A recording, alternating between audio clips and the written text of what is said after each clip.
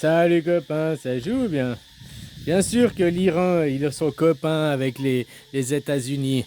Hein? Ils ont subi l'embargo, tu sais. 1979, là, machin. L'Iran a pris en otage le personnel de l'ambassade américaine. Bon, suite à ça, l'Iran a subi un embargo. Et l'embargo, c'est la meilleure chose qui pouvait arriver à l'Iran. Tu vois, c'est parce que nous, on faut sortir de l'idéologie, il faut sortir des paradigmes qu'on nous a fixés. Tu vois, si l'Iran a un embargo, ça fait quoi? Ça veut dire qu'elle commerçait plus avec le monde extérieur, elle était coupée du monde extérieur, quoi, comme isolée sur une île. Bon, donc comme en prison, à quelque part. Qu'est-ce qu'elle a dû faire, l'Iran? L'Iran, elle a dû se développer tout de par elle-même.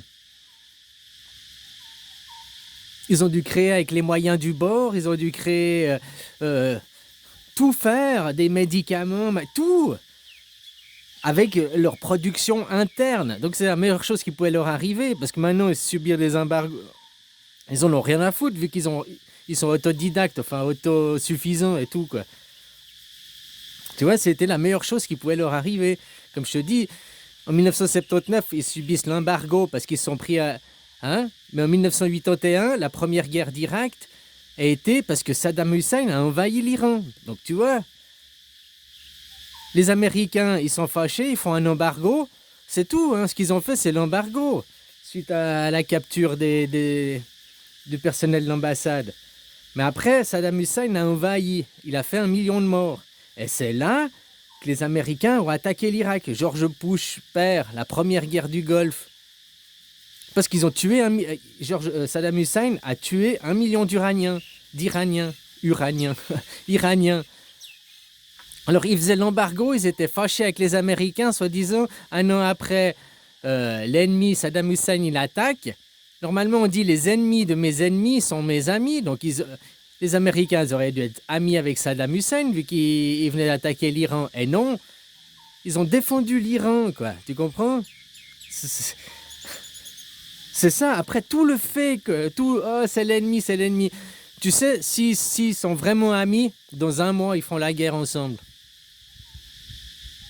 S'il y a une guerre qui éclate, parce que là, Trump, il est en train de préparer. Hein, il a foutu sur l'île, là, au milieu de l'océan Indien, j'ai oublié ce machin Garcia, là. Il a foutu les B-2, là, les bombardiers, où ils en ont seulement 21 ou 25 de construits. Il n'y en a pas beaucoup, quoi, ces bombardiers furtifs, machin. Il y en a 7.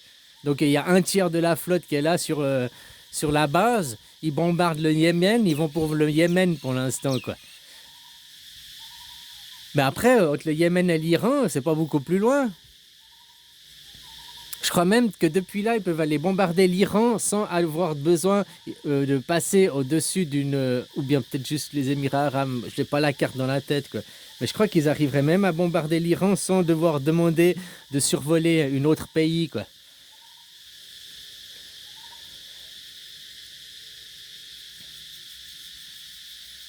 Bref, il est en train. Si dans 1 mois, là, si Trump, je t'avais déjà dit, hein, il est venu pour faire la guerre cette fois. Tout le monde disait, moi je te disais, il y a 1 an en arrière, il va être élu pour faire la guerre. Il vient pour faire la guerre. Il a prévu 2 bombes spéciales pour l'Iran, pour percer les bunkers, machin et tout, quoi.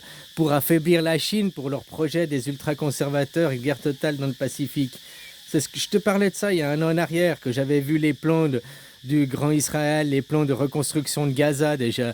J'ai tout vu ça il y a 1 an en arrière, je vous ai tout expliqué déjà, quoi. Et s'ils sont amis, ils font la guerre. Ah eux non, on fait la guerre aux ennemis. Non, pas eux. Ils font... C'est faut voir ça comme un match de catch. Les matchs de catch, avant que le match commence, ils savent déjà qui a gagné, quoi. Les bookmakers, machin, ils savent déjà qui va gagner. C'est déjà, tout est truqué, tout est pour le show, tout est pour le cinéma. Les guerres, c'est un match de catch. Ça veut pas dire qu'il n'y a pas des... Oh, des Iraniens, des Américains, des soldats vont... C'est des soldats, c'est de la chair à canon. Les dirigeants en dessus, là, machin, eux, ils en ont rien à foutre, des gens. Ils en ont vraiment rien à foutre. On est du bétail, de la chair à canon. On n'est rien. Faut comprendre ça déjà, que oh, ils vont pas sacrifier des gens, ils vont pas faire ci, ils vont pas faire ça. Ils en ont rien à foutre. Donc ça sert leur intérêt derrière. Et ils vont faire la guerre avec un ami. Les combats sont truqués. Peut-être même la guerre, c'est une fausse guerre pour encore prendre de l'argent plus massivement. Hein. Enfin bref.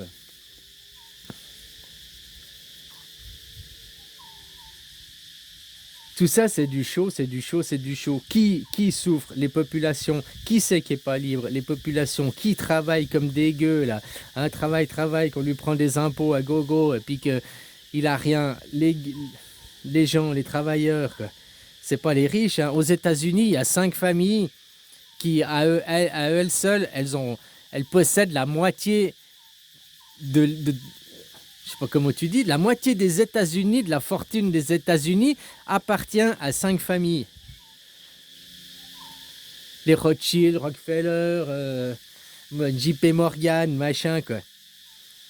Ah, c'est des banques, mais moi je parle aux familles. C'est des banques, mais derrière il y a des familles.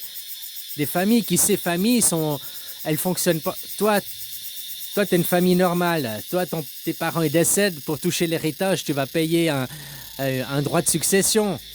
Je te dis que eux, c'est des trusts qu'ils ont créés il y a 600 ans en arrière. Et même qu'ils décèdent, c'est la famille. C'est pas au nom personnel, c'est au nom de la famille. Et quand ils passent l'héritage au suivant, ils payent pas des droits de succession. Parce que c'est toujours la même compagnie. Leur famille est une compagnie. Tu comprends ce que je veux dire? Toi, la compagnie, elle est en ton nom propre. Que tu meurs, si ton fils ou ta fille il veut récupérer les droits de succession, il doit payer les droits de succession. C'est pour ça que les riches, ils expliquent, hein, si tu veux léguer un héritage à tes enfants sans payer de droits de succession, alors tu investis tout dans une association ou bien dans une compagnie. Et puis après, ça appartient à la compagnie. Et après, tu nommes un nouveau directeur de compagnie, un nouveau chef de la compagnie. Puis à chaque génération, un nouveau chef de la compagnie. Tout reste au nom de la compagnie, il n'y a jamais le droit de succession, quoi. 5 familles ont 50% des États-Unis. De tout le PIB et tout, c'est elles qui décident derrière Trump, c'est elles qui décident de tout, quoi. Et comme je t'ai dit, ils sont copains avec l'Iran, quoi. C'est comme Trump et Poutine. Oh, ils sont ennemis. Non, ils sont pas ennemis. L'Amérique et la Russie sont ennemis. Mais Trump et Poutine, ils sont amis, quoi. Tu vois ce que je veux dire?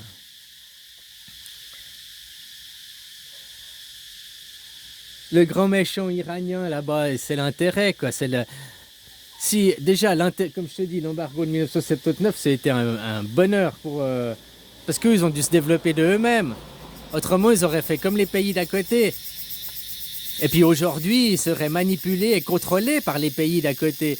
Tu crois que les Émirats arabes, ils travaillent pour qui?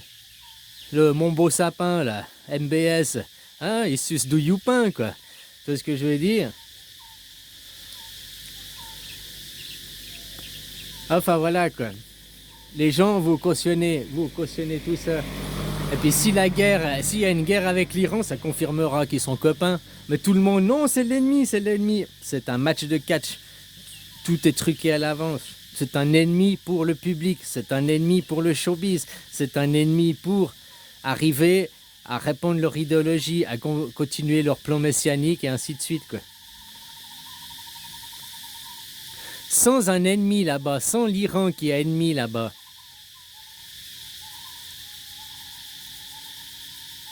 qui ils auraient comme ennemi à désigner, à montrer du doigt pour continuer à s'armer? L'Émirat arabe, ils sont pro-Amérique, pro-juif, c'est pas un ennemi.